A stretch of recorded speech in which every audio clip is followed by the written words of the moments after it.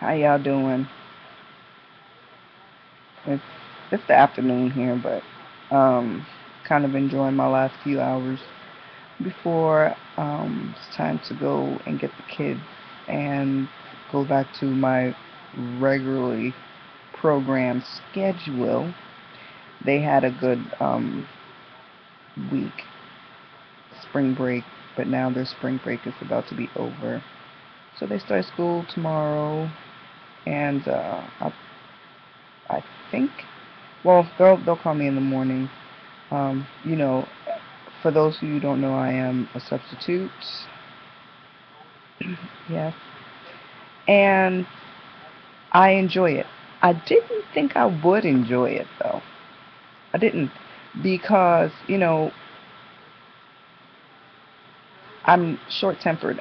May not seem like it, and a lot of times, like my my kids have friends or my girlfriends, they have kids and they want to come over, and um, not everybody's cup of tea. You know what I'm saying? Especially when it comes to kids and their behavior, because some kids don't have no home training. And if you don't want me to put your kid in their place, don't bring them around me. But after I retired, I wanted to do something, to kind of not keep me in the house. And the reason why I did that is because, yes, I do suffer from mental illness. I do. Okay. You know, everybody has their issues. You know what I'm saying? I've been in combat, not one, not two, but three times. And I've seen a lot. I've done a lot. I've been through a lot. You know what I'm saying? So I have to learn how to adapt to people. I have to learn how to be sympathetic and empathetic. You know what I'm saying? So I'm a person who tends to go towards things that I know that are might be difficult for me. And I do that because then once I accomplish it, it builds me to being a better person. So I do work with these kids. These kids are wonderful. Now, do I have a few that we bump heads and, you know, I'm not going to say I don't like them and they don't like me. No, that's not what it's about. But everybody, has a different niche. I might not be everybody's favorite person to be around. And there's a lot of people that I don't want to be around. But those kids, they love me. And it makes me feel good to go and when they see me, oh, we haven't seen you in so long, and they're so happy and they give me hugs. It makes me feel good. So I enjoy it. I really do. I enjoy it. Um, Dealing with mental illness is it's a day by day thing. Having bipolar disorder and dealing with PTSD, it's a long hard road. And the therapy, you got to be consistent with therapy. And a lot of people think that, oh, I'm not feeling all that great and things are going on, and they run to the doctor, and the first thing they want to do is get on medication. Medi- Medication is not the answer. The answer is not in that bottle. It really isn't. The first thing you gotta have is you gotta have faith in your God, whoever that might be. Second, it's about a lifestyle change. It's about psyching yourself out. Okay? And that's what YouTube did for me.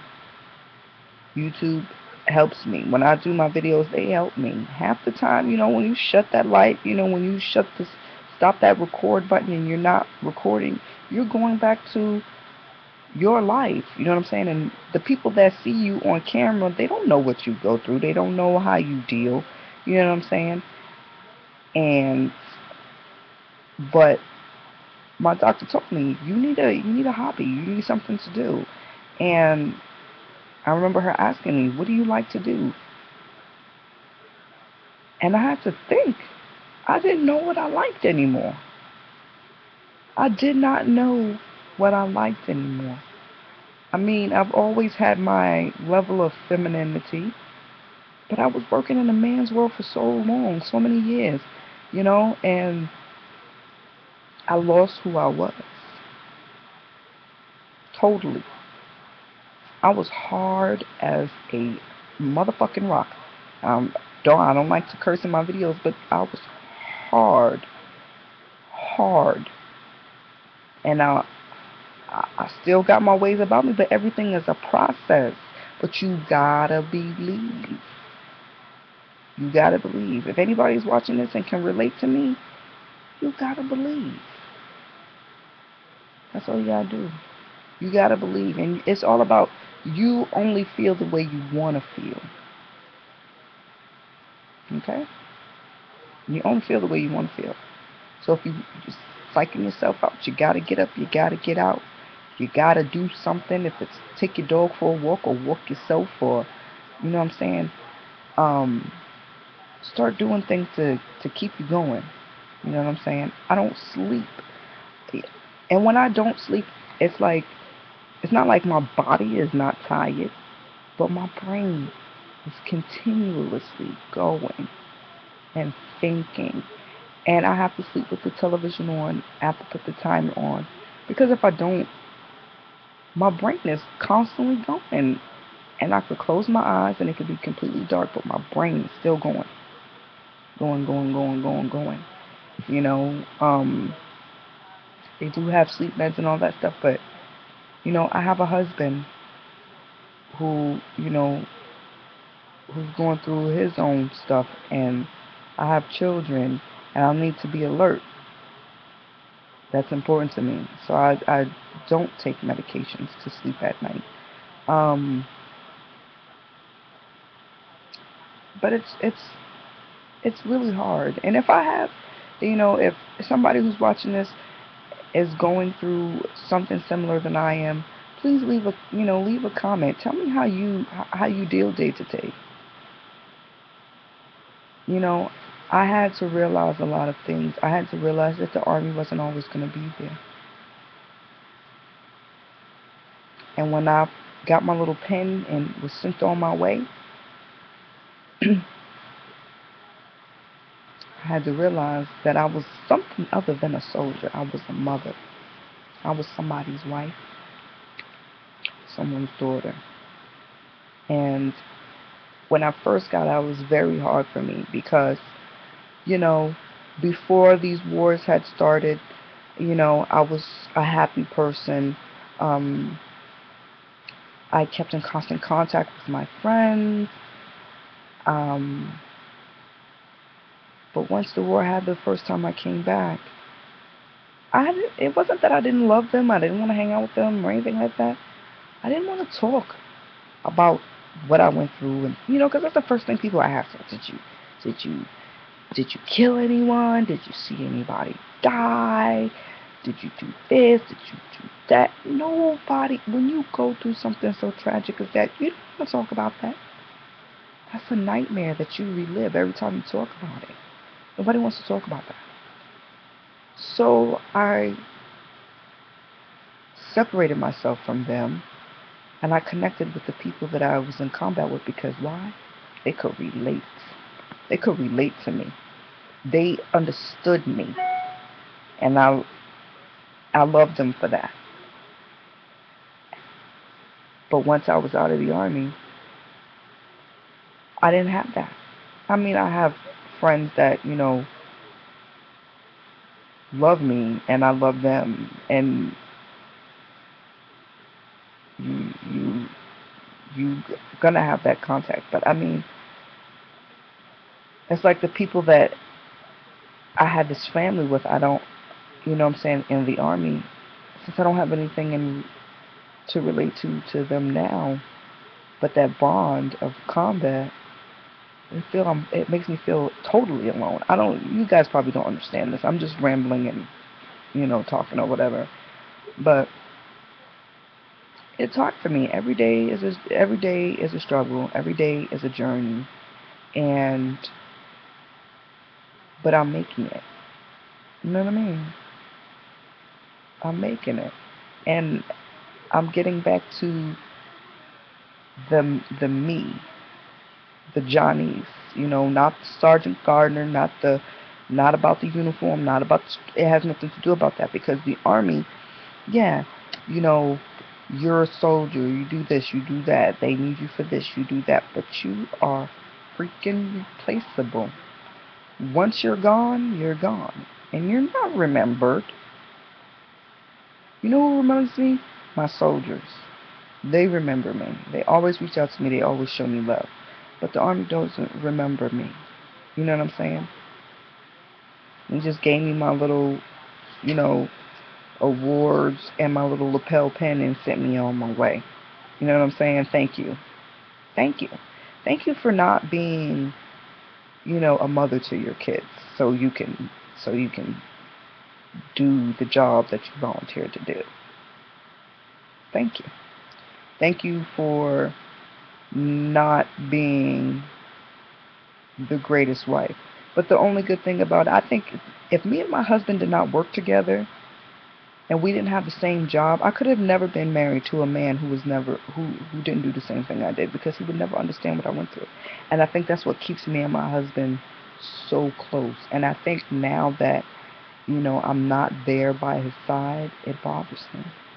Because now he's seeing me in a whole different light. Seeing me with the makeup on and this and that.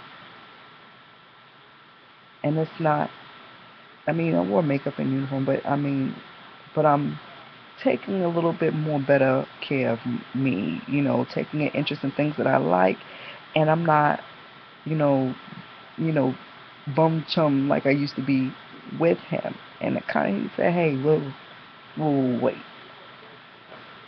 where's my buddy? You know what I'm saying? Where's my buddy that'll sit here and watch the football game and, you know, talk shit or whatever? You know what I'm saying? I'm still here, but I want to be your wife. I don't want to be your buddy anymore. You need to transition. We've been together for so long. There's a transition, and I want to be your wife for real. I am. I have such a type A personality. It's ridiculous. I'm bossy, and I think, but he lets me be bossy. He, I asked him yesterday, like, do you have a problem with it? And he was just like, no, 'cause that's just you. But I am bossy,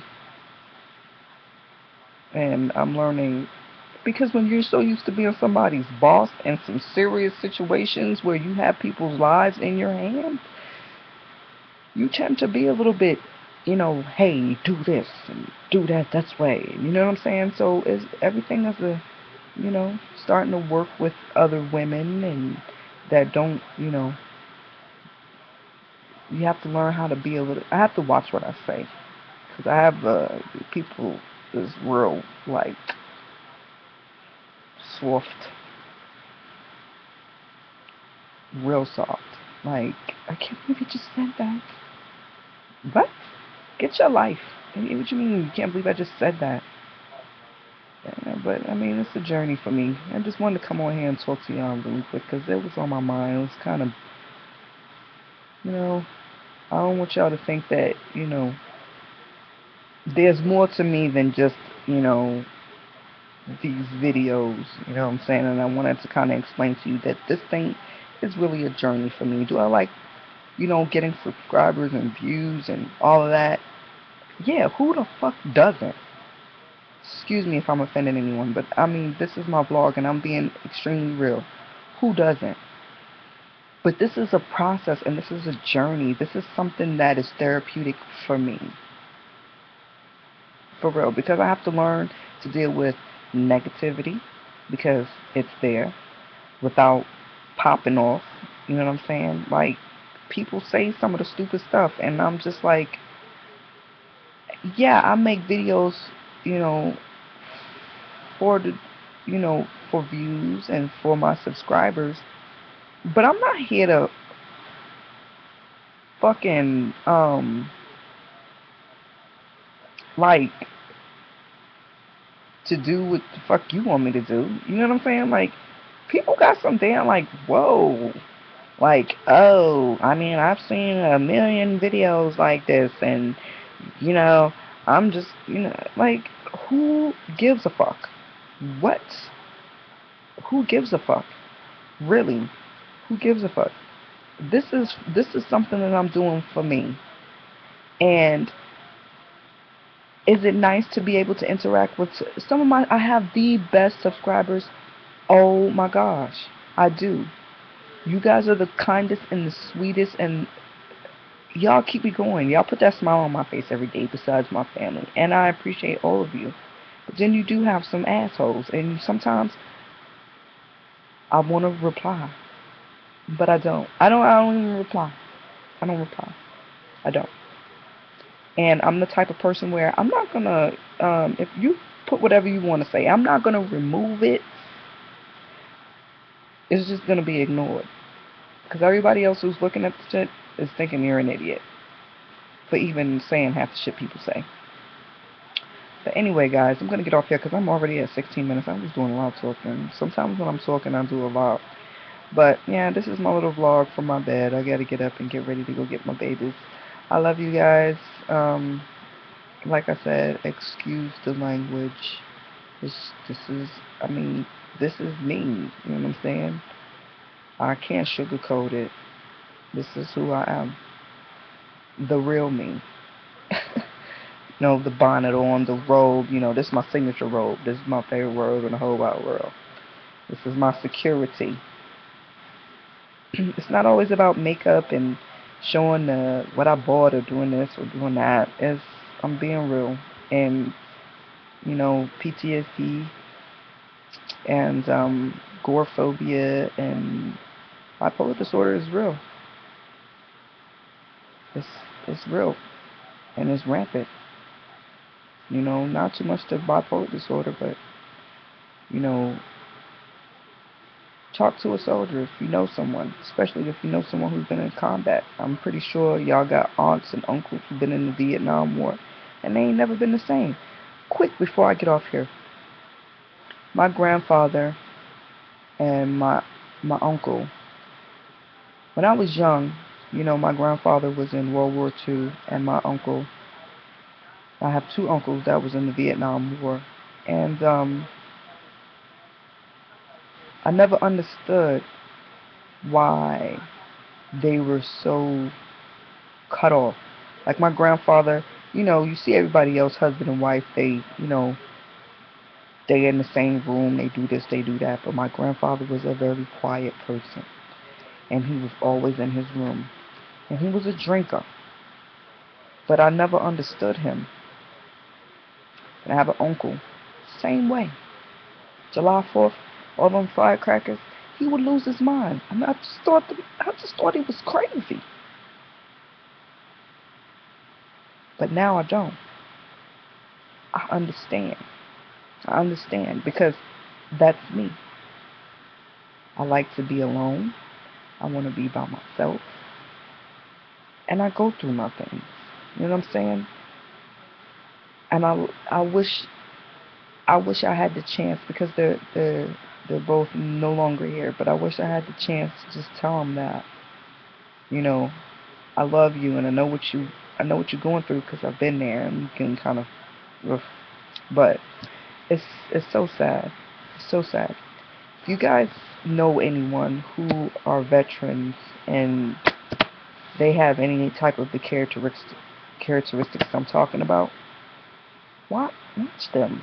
Let them know that they're not alone. Let them know that there's things out there because these older soldiers, they don't know all these new programs that are out there now to help people deal with the things that they've went through, especially in combat, okay? People have no idea. So if you know someone, reach out. Let them know you care. Let them know you love them. And they're not alone, okay? That's all I wanted to say. This video is way too long. I love you guys. Talk to you later. Peace.